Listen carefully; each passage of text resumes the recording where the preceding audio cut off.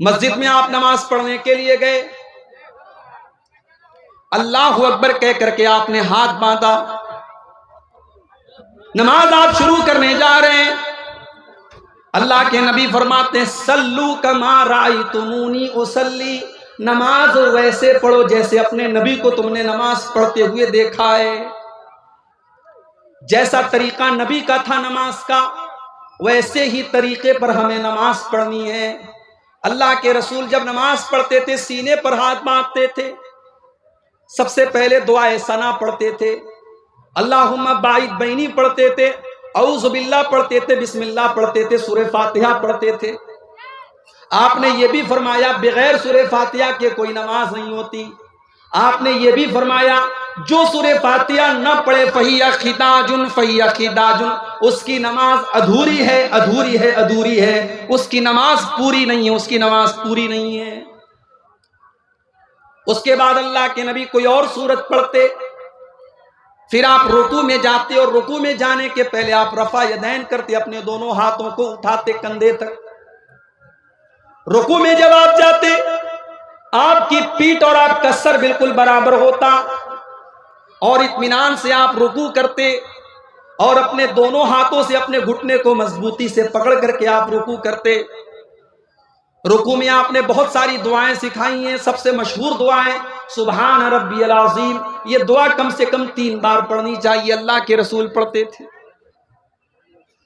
رکوع سے اٹھنے کے بعد آپ سیدھے کھڑے ہوتے، رفع یدین کرتے، اپنے ہاتھوں کو کندھے تک اٹھاتے، سمیع اللہ لمن حمیدہ کہتے، ربنا ولک الحمد حمدا کثیرا طیبا مبارکا فی پڑھتے، آپ اطمینان سے کھڑے رہتے۔ اس کے بعد آپ سجدہ کرتے اور سجدے میں جاتے وقت پہلے اپنے ہاتھوں کو زمین پر رکھتے، پھر اپنے گھٹنے کو بعد میں رکھتے۔ سجدے میں کم سے کم 7 چیزیں زمین کے اوپر اللہ کے پیارے نبی رکھتے تھے۔ اپنی پیشانی کو زمین پر رکھتے تھے، اپنی ناک کو زمین پر رکھتے تھے، پیشانی اور ناک دونوں کو ایک مانتے تھے آپ، دونوں ہاتھوں کو زمین پر رکھتے، دونوں گھٹنوں کو زمین پر رکھتے اور دونوں پیروں کو بھی زمین پر رکھتے اور پیروں کی انگلیوں کو موڑ کر کے ان کا رخ قبلہ کی طرف کر لیتے اور آپ اطمینان سے سجدہ کرتے۔ سجدے میں آپ نے کہنیوں کو زمین پر بچھانے سے منع کیا اور آپ نے فرمایا کتے کی طرح اپنے ہاتھوں کو سجدے میں زمین پر بچھا کر کے سجدہ نہ کرو۔ مرد کا بھی یہی طریقہ ہے، عورت کا بھی یہی طریقہ ہے، عورت بھی سجدہ ایسے ہی کرے گی جیسے مرد کرتا تھا۔ کوئی بھی صحیح حدیث ایسی نہیں کہ مرد کا سجدہ کرنے کا طریقہ الگ اور عورت کا طریقہ الگ ہے، دونوں کا طریقہ سیم ہوگا، دونوں کا طریقہ ایک ہوگا۔ سجدے میں آپ الگ الگ دعائیں پڑھتے تھے، سبحان ربی العالی بھی پڑھتے تھے، سبوح قدوس رب الملائکۃ بھی پڑھتے تھے، اور بھی دعائیں آپ پڑھتے تھے کم سے کم 3 بار۔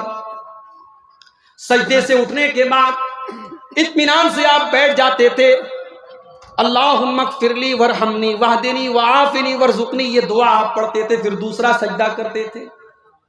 دوسرا سجدہ کرنے کے بعد اطمینان سے آپ بیٹھے رہتے تھے اور پھر اٹھ کر کے آپ دوسری رکعت کے لیے آپ اٹھتے تھے اور جیسے آپ نے پہلی رکعت پڑھی تھی آپ دوسری رکعت پڑھتے تھے۔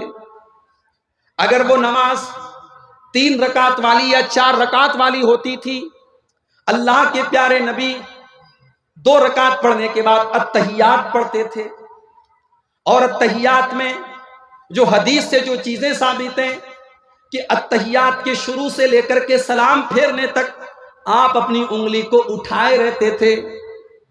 یہ ہمارے بہت سارے بھائیوں نے جو طریقہ بنا لیا ہے کہ اشہد اللہ کے اوپر اٹھاتے ہیں اور الا اللہ کے اوپر انگلی کو نیچے کر دیتے ہیں، معاف کیجئے یہ حدیث سے ثابت نہیں۔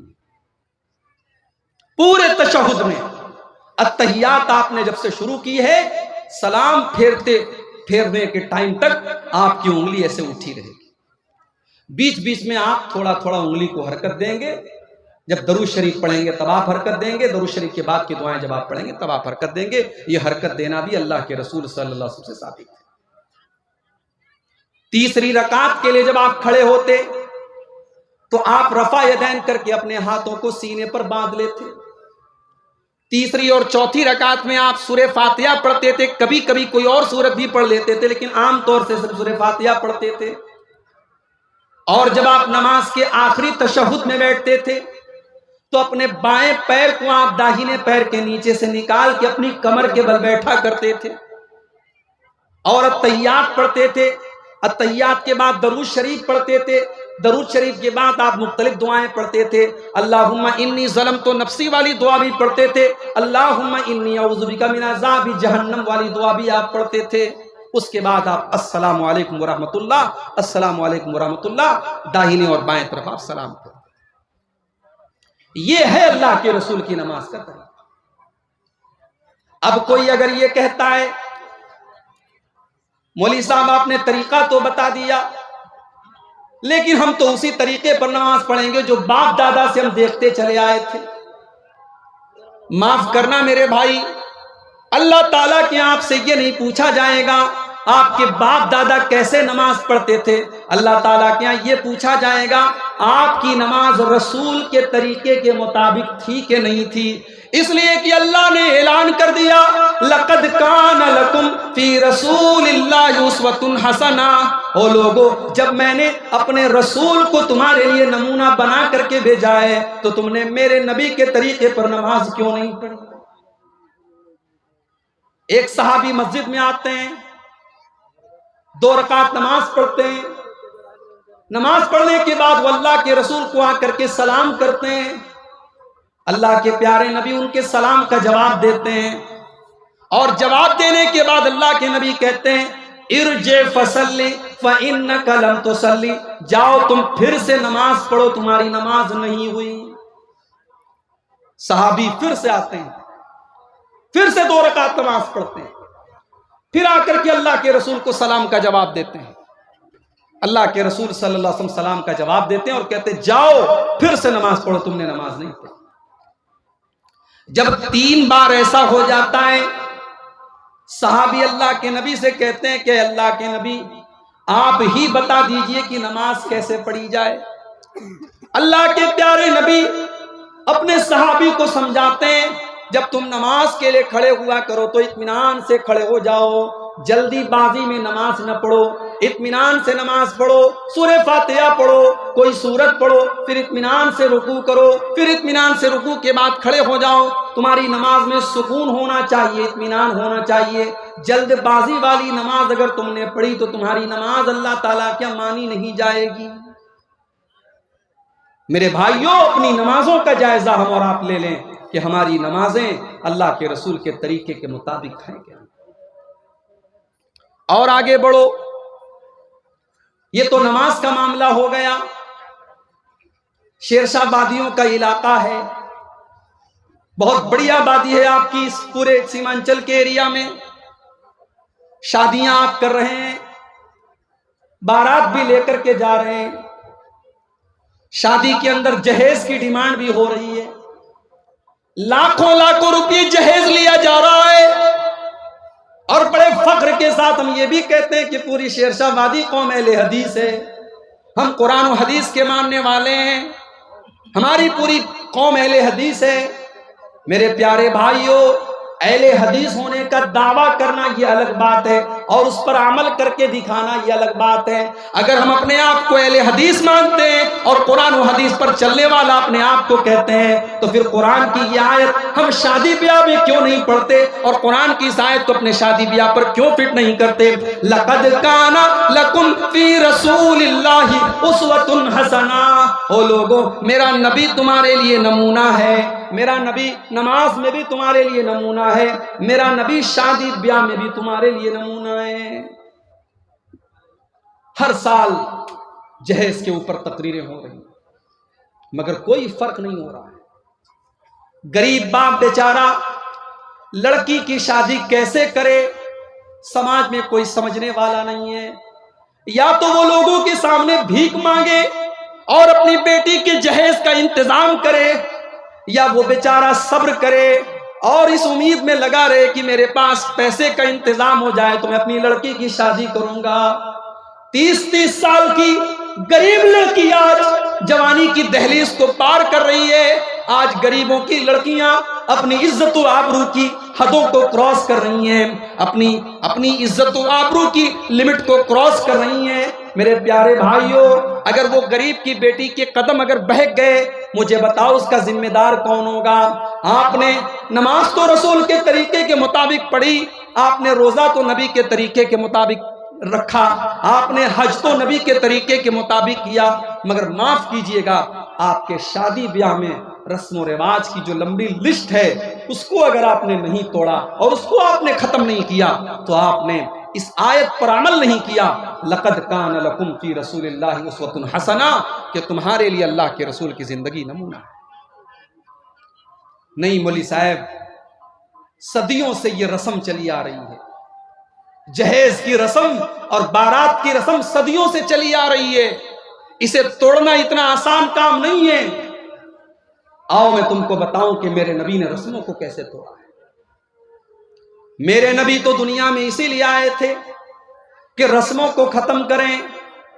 انسانیت کے کندھوں پر رسم و رواج کی جو بیڑیاں تھیں، جو زنجیریں تھیں، اللہ کے پیارے نبی رسم و رواج کی ان بیڑیوں کو توڑنے کے لیے دنیا میں آئے تھے۔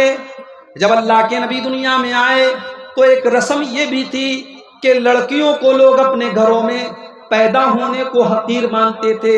لڑکیاں پیدا ہوتی تھی تو عرب کے اندر بہت سارے قبیلے ایسے بھی تھے جو لڑکیوں کے پیدا ہونے کے بعد ان کو زندہ زمین میں دفن کر دیتے تھے۔ لڑکیوں کو بوجھ مانا جاتا تھا، لڑکیوں کو کلنک مانا جاتا تھا۔ میرے نبی نے آ کر کے یہ تعلیم دی، او بیٹی والو، بیٹی بوجھ نہیں ہے، بیٹی کلنک نہیں ہے، بیٹی تو رحمت بن کر کے آتی ہے، بیٹی تو اپنے باپ کو جنت کا ٹکٹ دینے کے لیے آتی ہے، بیٹی تو اپنے باپ کو جہنم سے بچانے کے لیے آتی ہے۔ اللہ کے نبی نے آ کر کے اعلان کیا، من ابتلی من هذه البنات شیئا کن لہ سترا من النار، جس کو اللہ تعالیٰ بیٹی دے کر کے آزمائے، جس کے گھر میں بیٹی پیدا ہو جائے اور بیٹی کی صحیح طریقے سے وہ پرورش کرے، بیٹی کو صحیح طریقے سے وہ پال لے، تو وہ بیٹی اپنے ماں باپ کو جہنم کی آگ سے بچانے کا کام۔ اور جانتے ہو اللہ کے نبی اپنی بیٹیوں سے بہت پیار کرتے تھے۔ آج تو کتنے لوگ ہیں بیٹی اپنے باپ سے بات کرنے سے کتراتی ہے، وہی باپ جو بیٹے سے پیار سے بات کرتا ہے، بیٹی سے پیار سے دو باتیں کرنا بھی باپ کو پسند نہیں ہے۔ سن لو، اگر کوئی اپنی بیٹی کے ساتھ ایسا ویوہار کرتا ہے، کان کھول کر کے سن لے، یہ جناب محمد الرسول اللہ صلی اللہ علیہ وسلم کا طریقہ نہیں ہے، یہ میرے نبی کی سیرت نہیں ہے۔